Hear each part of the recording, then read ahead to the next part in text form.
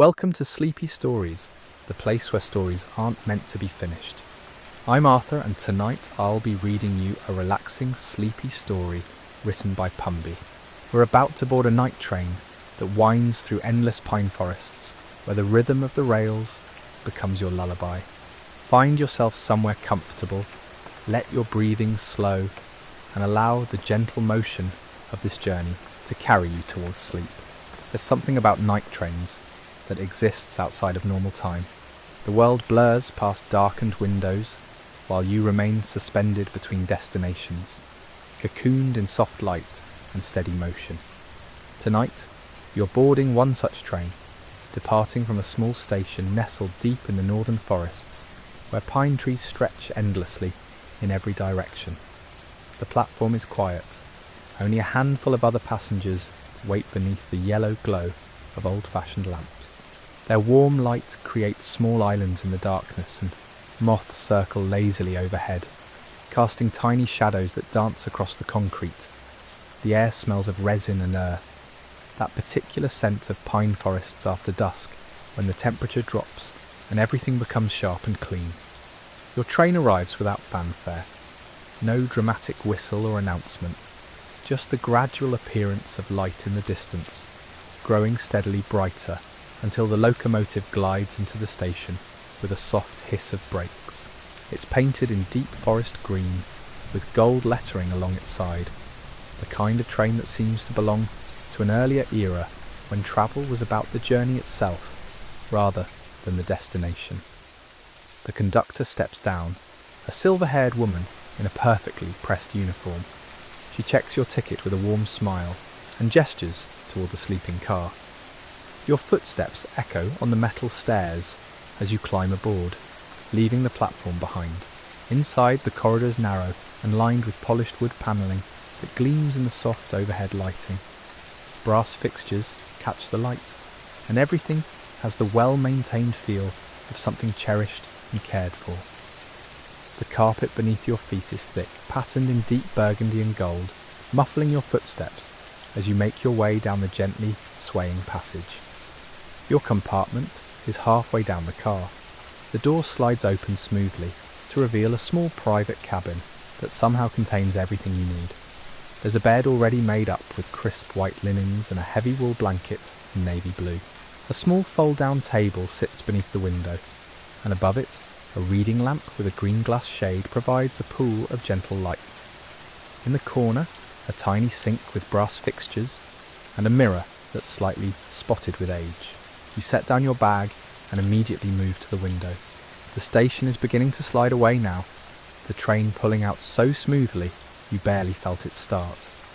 Those yellow lamps drift past one by one, and then you're into the darkness, into the forest that surrounds this place, like a living wall. The rhythm begins almost immediately, that particular sound of train wheels on rails, the steady clickety-clack that becomes almost musical once you stop fighting it and let it wash over you. It's not loud in your cabin, more of a presence than a noise, a vibration you can feel through the floor and walls as much as hear. Pine trees flash past your window, their dark silhouettes barely visible against the night sky. Occasionally, moonlight breaks through the clouds and illuminates them, turning the forest into something from a storybook. Tall, straight trunks rising into darkness, branches that seem to reach toward the train as it passes. The density of them is mesmerizing. Tree after tree after tree, an endless procession that makes you feel like you're travelling through something ancient and unchanging. You dim the reading lamp until it's barely glowing, just enough light to see by without destroying the view outside. Then you settle onto the bed, which is surprisingly comfortable, the mattress firm but yielding in all the right places. The pillow is filled with something that rustles softly when you rest your head. Buckwheat hulls perhaps, and it holds its shape perfectly. The train rocks gently from side to side as it follows the curves of the track through the forest. It's a motion that works its way into your bones, a subtle swaying that your body adapts to within minutes. Left, then right, then left again. Steady as breathing. Some people fight this sensation, trying to hold themselves rigid against it, but you've learned the secret. You relax completely and let yourself move with the train, become part of its rhythm. Through your window, you catch glimpses of small clearings in the forest, a meadow bathed in moonlight, a stream that runs parallel to the tracks for a while, its surface catching reflections of light. Once, a deer standing at the forest edge, its eyes reflecting the train's passing lights, before it bounds away into the darkness. The temperature in your cabin is perfect, cool enough that the heavy blanket feels wonderful when you pull it up, but warm enough that you're not cold. Someone has thought about these things, has understood exactly what a traveller needs on a night journey through winter forests. Other passengers exist somewhere on this train, but you barely hear them. Occasionally, soft footsteps pass your door, heading toward the dining car perhaps, or the observation lounge at the rear. But mostly there's just the train itself, the forest outside, and the growing sense that you're being carried somewhere safe. The miles accumulate beneath the wheels, the pines continue their endless march past your window, and somewhere in the rhythm and the darkness and the gentle swaying motion, you feel yourself beginning to let go, to surrender to this journey that has no urgency, no deadline, nothing but the rails ahead and the forest all around. But there's something about this particular stretch of track, something the conductor mentioned as you boarded. Welcome to Sleepy Stories, the place where stories aren't meant to be finished. I'm Arthur, and tonight I'll be reading you a relaxing, sleepy story written by Pumby. We're about to board an overnight train journey through winter forests, where the rhythm of the rails and the darkness outside will carry you somewhere peaceful. So settle in, find a comfortable position, and let yourself drift along with the story. The conductor mentioned something about this stretch of track as you boarded, something about how the line curves through a valley that travellers rarely forget. You didn't quite catch all the details then, but now, watching the forest shift and change beyond your window, you begin to understand what he meant. The trees are different here, older perhaps, their trunks are thicker, and the spaces between them seem deliberately arranged, as though you're passing through a natural cathedral rather than a wild forest. Moonlight filters down through the canopy in silver shafts, illuminating patches of snow that blanket the forest floor. The effect is magical, transformative. Each lit clearing glows like a secret being revealed, just for you, before the train moves on and returns it to shadow. Your breath has slowed without you noticing. The rocking motion of the train has synchronized with something deep inside you, something primal that responds to rhythm and repetition. Scientists have studied this phenomenon, why humans find train travel so soothing. It mimics the sensations we experience before birth, that gentle swaying in darkness, the muffled sounds from outside, the feeling of being carried safely through space. A junction passes outside, the track splitting away into darkness, heading toward destinations you'll never see. Your train stays its course, following the main line deeper into the valley. The clickety-clack changes pitch slightly as the wheels cross the junction points, then settles back into its familiar pattern. Even this variation is soothing somehow, a reminder that the journey has structure, purpose, direction. In the distance, you spot lights, a small station perhaps, or maybe just a crossing where a country road intersects the railway. As the train approaches, you see it's a village, tiny and compact, clustered around the tracks like it grew there naturally. Warm yellow light glows from a handful of windows. Smoke rises from chimneys, grey against the night sky. The train doesn't stop, but it slows respectfully, as though acknowledging the sleeping residents who've built their lives beside these rails. A single figure stands on the platform, waiting for a different train, one that won't arrive for hours yet. They're bundled against the cold, and they raise one hand in greeting as your train passes. You find yourself lifting your own hand in response, even though they probably can't see you through the dimly lit window. It's a moment of connection across the darkness, brief and perfect, and then gone. The village disappears behind you. The forest returns, denser than before. Your cabin feels even more like a cocoon now, a protected space moving through the wilderness. Everything you need is within arm's reach. A small bottle of water, on the fold-down table, a reading light you can adjust to any angle, a climate control panel set to exactly the right temperature. The people who designed this space understood comfort at a fundamental level. Above your bed, there's a small shelf with netting across it to keep items from sliding off during the journey. You've placed nothing there, preferring to keep your belongings tucked away, maintaining the cabin's minimalist simplicity. Less to see means less to think about, and thinking is precisely what you're trying to escape tonight. The train begins a gentle descent. You can feel it in your inner ear, that subtle shift in equilibrium that tells you the tracks are carrying you downward into the valley proper. The forest opens up slightly, the trees spacing themselves more generously. Through the gaps you catch glimpses of what might be a frozen lake, its surface catching starlight like a mirror laid flat against the earth. How long have you been travelling? An hour? 2? Time has become elastic, stretching and compressing in ways that feel more natural than the rigid structure of clocks and schedules. Your phone is somewhere in your bag, switched off, irrelevant. What would you check anyway? Messages can wait. The world outside this train can wait. Everything can wait. The blanket has a weight to it that feels deliberate, like someone chose it specifically for its calming pressure. You adjust it slightly, pulling it higher, and the fabric releases a faint scent of lavender. So subtle you almost missed it, but now that you've noticed, it adds another layer to the experience. Someone thought of that too, understood that scent triggers memory and emotion in ways that bypass conscious thought.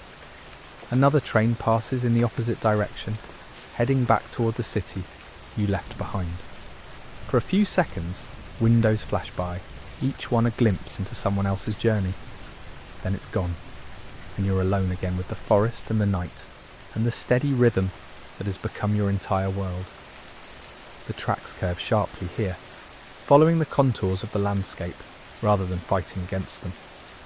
The engineers who built this line understood patience, understood that sometimes the longer route is the better one. The train leans gently into the curve, and you lean with it, your body adapting without conscious effort. Outside, something changes in the quality of the darkness. The forest is thinning, and beyond it, you can see the first hints of what the conductor was really talking about. Welcome to Sleepy Stories, the place where stories aren't meant to be finished. I'm Arthur, and tonight I'll be reading you a relaxing, sleepy story written by Pumby. We're continuing our journey through the Norwegian wilderness aboard a sleeper train, where the rhythm of the rails and the winter landscape work together to ease you into the deepest rest.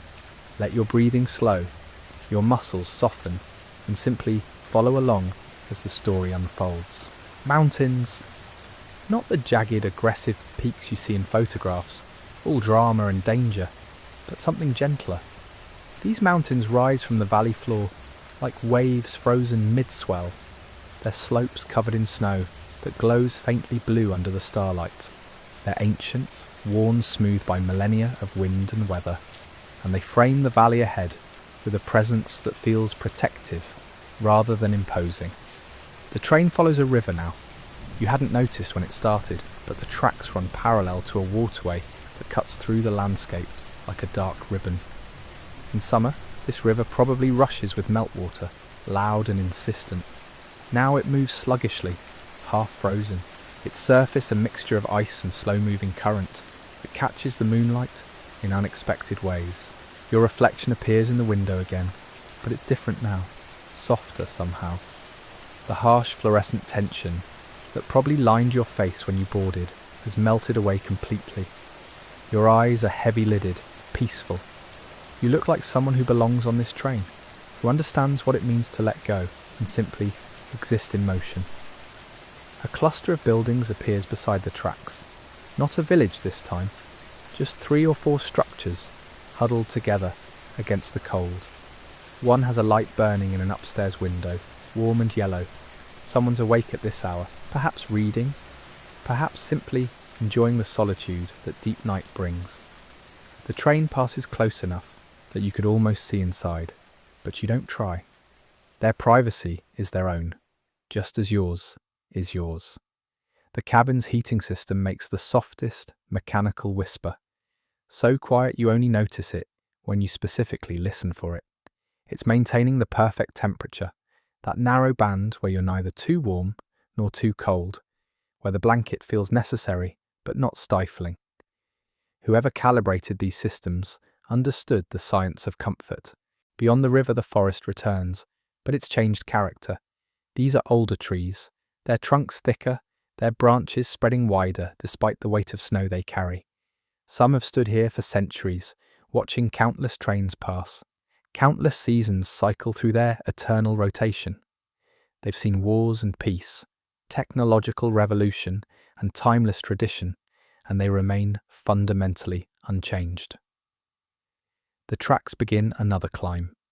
You feel it as a gentle pressure, the train working slightly harder, the engine's hum deepening by a fraction. But there's no strain, no sense of struggle, just steady, reliable progress upward into terrain that grows increasingly remote with every metre of elevation gained. A sign passes too quickly to read, its reflective surface catching the train's lights for an instant before vanishing back into darkness. It doesn't matter what it said. Distance markers and station names are irrelevant now. You're not travelling to somewhere as much as you're travelling through somewhere, experiencing the journey itself as the destination. Your breathing has synchronized with the train's rhythm without you realizing it. Inhale on the downbeat, exhale on the upbeat, a meditation you didn't consciously choose, but that happened anyway. This is what the train does, apparently. It teaches you its patterns, invites you to match them, and somehow that matching brings a peace that ordinary stillness never quite achieves. The valley widens dramatically. What was a narrow corridor between mountains opens into something vast, a snow-covered plain that stretches toward distant peaks you can barely distinguish from the night sky. The scale is overwhelming, but not frightening.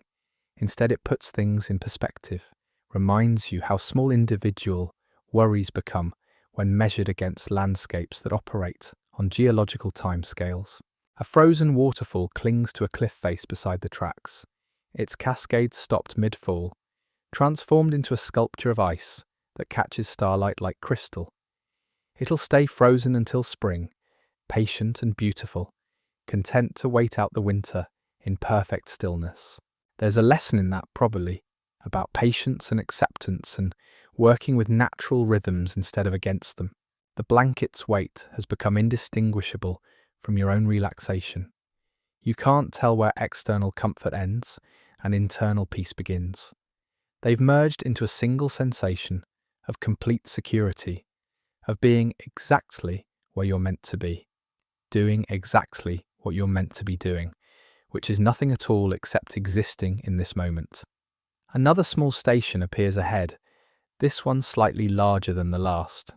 The platform is empty and dark, but the building itself is well maintained, its walls painted a deep red that looks almost black in the limited light. A traditional design, probably a century old, restored and preserved because some things are worth keeping exactly as they've always been. The train doesn't slow. This isn't your stop, wasn't ever going to be your stop. You're continuing deeper into the wilderness, further from everything you left behind. The station slides past its empty platform, a brief interruption in the endless forest, and then it's gone, swallowed by distance and darkness. The conductor's voice returns over the speaker, so quiet you almost miss it. Just a few words in Norwegian, melodic and calm, probably announcing something about the route or the time or the next station that actually matters. You don't understand the language, but somehow the meaning comes through anyway. Everything's proceeding exactly as planned. Rest easy. Let the train carry you forward into the deepening night, into landscapes that grow more remote and more beautiful with every passing kilometre. Welcome to Sleepy Stories, the place where stories aren't meant to be finished. I'm Arthur, and tonight I'll be reading you a relaxing, sleepy story written by Pumby. We're travelling aboard a train through the Norwegian wilderness, deep into winter's embrace. Let your body sink into comfort. Release the tension from your shoulders and allow the gentle rhythm of the rails to carry you into peaceful rest. The darkness outside has taken on a quality that goes beyond simple absence of light. It's become something tangible, a presence that wraps around the train like fabric, soft and encompassing. Through the window, you can distinguish individual snowflakes now, not falling, but suspended in the air, as if someone pressed pause on the entire world. They hover there, crystalline and perfect, each one a tiny miracle of geometry that exists for this moment and no other. Your reflection in the glass has grown fainter, less substantial. It's as though you're gradually becoming transparent, fading into the journey itself rather than remaining separate from it. The boundary between observer and observed dissolves bit by bit until you're not sure if you're watching the landscape pass or if you've somehow become part of it. The train's wheels find a new rhythm, slower and more deliberate. You're climbing again, though the grade feels gentler this time, less urgent. The engine's sound drops to a lower register, a bass note that resonates in your chest cavity, matching the steady thump of your heartbeat. It's remarkable how quickly the body adapts, how it finds harmony with mechanical rhythms when given permission to stop resisting. Outside, a lake appears between the trees. Its surface is frozen solid, transformed into a mirror that reflects nothing because there's insufficient light to create reflections. Instead, it's just there, a vast expanse of white that could be mistaken for another snow-covered field, except for how absolutely flat it lies, how perfectly level. Nature's own meditation on stillness. Someone several rows behind you shifts position. The sound carries clearly in the quiet carriage, a small reminder that you're not entirely alone, despite how isolated everything feels. Other people are making this same journey, following their own thoughts into whatever landscapes exist behind their closed eyelids. There's comfort in that shared solitude, in being alone together. The heating system cycles on with a gentle whoosh, adding another layer to the train's complex symphony. Warm air flows from vents you can't see, maintaining the perfect temperature that lets you stay relaxed beneath your blanket, without overheating, without growing cold. Someone designed this system, thought carefully about passenger comfort, calibrated everything just right. You're benefiting from that attention to detail now, though you'll never know who to thank. A curve in the tracks tilts you slightly rightward. The sensation is smooth and gradual, your body leaning into the turn without any jarring motion. Physics and engineering working in concert, transforming what could be disruptive into something almost soothing. The window's view sweeps across new territory as the train arcs through the landscape, revealing a mountain face you couldn't see before. It rises directly from the forest floor, a wall of stone that climbs so high its peak vanishes into low clouds. Snow clings to every available surface, packed into crevices, balanced on impossible ledges, defying gravity through sheer cold. This mountain has stood here for millions of years, watching countless winters come and go, completely indifferent to the small train passing far below with its cargo of drowsy travellers. Time has stopped meaning much of anything. You might have been travelling for 20 minutes or 2 hours. The distinction seems unimportant when every moment feels essentially identical to the one before and the one after. Past and future collapse into an extended present tense that asks nothing of you except continued existence. Your breathing has slowed to match the train's pace. Each inhalation brings mountain air filtered through the carriage's ventilation system, clean and neutral and perfect for sleeping. Each exhalation releases something you didn't know you were holding, some small tension or worry that evaporates into the recycled atmosphere and disappears forever. The tracks straighten out again. You're running through a valley floor now, flanked on both sides by rises that block any view of what lies beyond. It creates a corridor effect, focusing attention forward along the rails that stretch ahead into darkness, punctuated only by the train's lights. Those parallel steel lines never converge despite what perspective suggests. They remain constant, reliable, leading somewhere you don't need to know about yet. A bridge approaches. You feel it more than see it, sensing the subtle change as wheels transition from earth-supported track to span-supported track. The sound shifts, takes on a hollow quality that lasts just seconds before solid ground returns. Below, presumably, a river runs through ice, still flowing beneath its frozen surface, patient for spring. The moon emerges from behind clouds you didn't realize were there.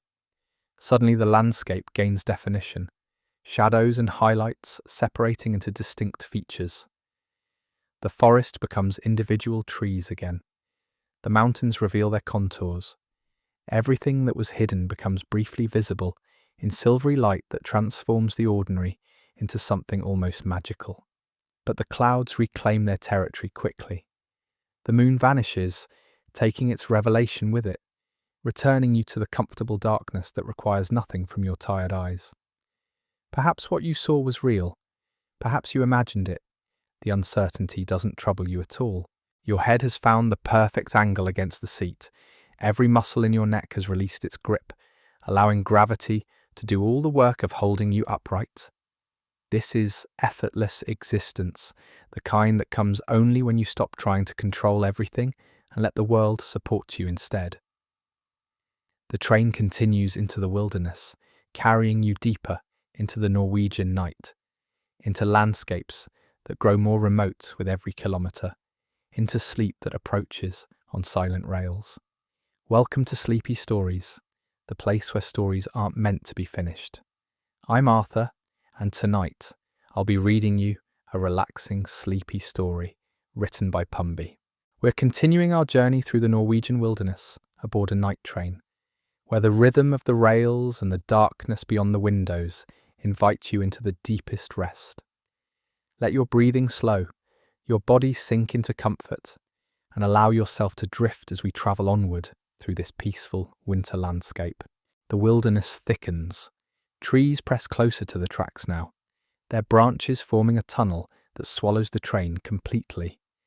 You're travelling through the interior of the forest itself, where even in daylight few people venture, where the snow lies undisturbed except by animal tracks that tell stories you'll never read. This is the heart of the silence, where civilization becomes a distant memory and nature reclaims its ancient authority. The carriage lights dim further, responding to some automatic sensor that measures darkness and decides the passengers need less brightness now, not more. It's a kind decision. The reduced light matches your reduced consciousness, that state between waking and sleeping where thoughts become untethered from logic and float freely like seeds on wind. Outside, a clearing opens briefly. The train passes through this gap in the forest, and for just a moment the sky becomes visible again, vast and dark and filled with stars that seem impossibly bright this far from any city. The constellations spin slowly overhead, the same patterns humans have watched for thousands of years, connecting dots into stories about hunters and bears and queens. Then the trees close in again and the stars disappear. Perhaps you imagined them too.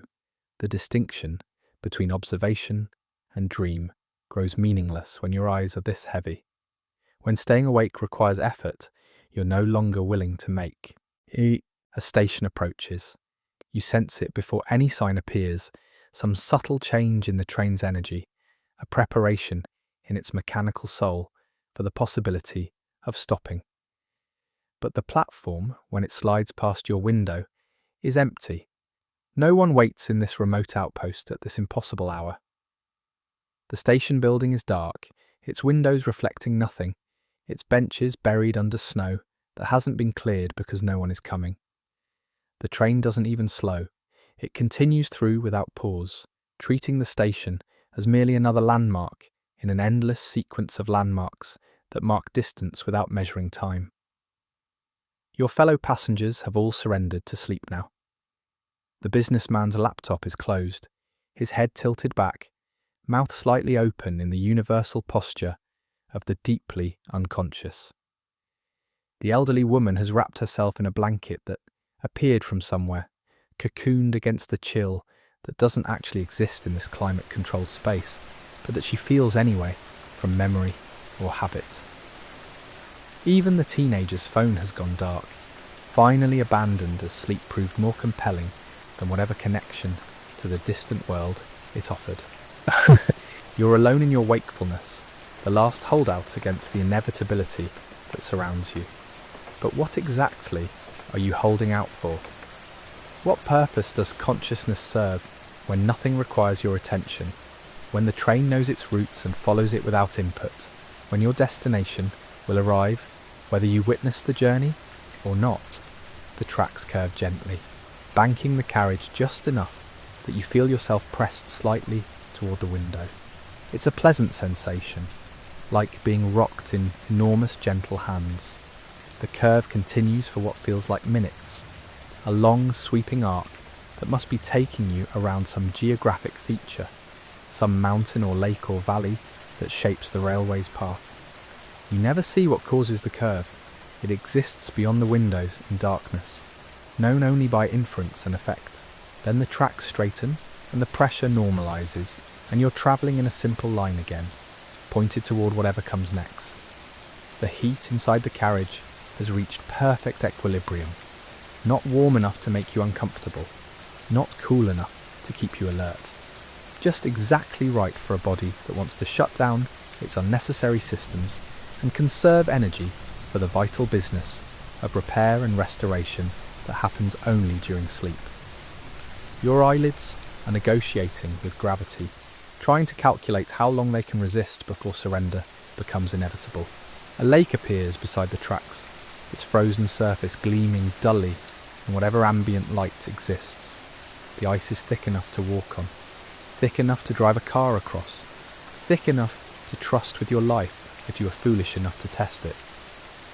Beneath that solid surface, fish hang suspended in cold water, their metabolism slowed to almost nothing, waiting for spring in a state that resembles hibernation, but isn't quite. They exist in the space between life and death, fully neither, perfectly adapted to survive the unsurvivable. The lake extends into darkness, its far shore invisible or non-existent. Perhaps it's an ocean, perhaps it's a puddle. Scale becomes impossible to judge when you have no reference points, when exhaustion has eroded your ability to estimate distance or size or importance. Everything is simultaneously vast and tiny, significant and meaningless, permanent and temporary. The train's rhythm has become your heartbeat, or perhaps your heartbeat has synchronized with the train's rhythm. You can't tell which came first. The distinction doesn't matter. You're part of the machine now, part of the journey, part of the wilderness flowing past in darkness. Your breathing matches the pulse of the wheels. Your thoughts follow the tracks, parallel lines that never meet but travel together through the endless Norwegian night. The carriage rocks gently, cradling you like a child who needs no lullaby except motion and darkness.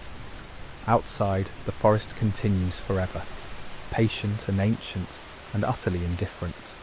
Inside, your eyes finally close, accepting what they've been resisting. The train carries you forward into sleep that arrives without announcement, into dreams that begin before waking ends, into the perfect peace of surrender. The rails hum beneath you, singing their ancient song of distance and motion. Your body has become weightless, held only by the train's steady momentum and the gentle embrace of your blanket. The Norwegian wilderness stretches endlessly beyond your window, but you're no longer watching. Your eyes have closed of their own accord, accepting what your mind already knew. Dreams and reality merge in the darkness behind your eyelids. You might still be moving, or you might have arrived. The train might be climbing through mountain passes, or descending into valleys carved by glaciers that retreated millennia ago. None of it matters anymore. The journey has become everything. The destination merely a technicality that will resolve itself without requiring your participation. Somewhere far ahead, dawn is preparing to break over these frozen landscapes. But that's hours away still. Hours you'll spend in the deepest rest, carried safely through the winter night, by steel wheels, on iron rails, through forests that have watched over travellers for centuries, past frozen lakes and sleeping villages and mountains that will stand long after every train has made its final run. The rhythm continues, steady and eternal, a heartbeat that never stops. And you, wrapped in warmth and darkness and the gentle rocking motion of a train that knows exactly where it's going, finally let go completely. The story doesn't need an ending. The journey is enough.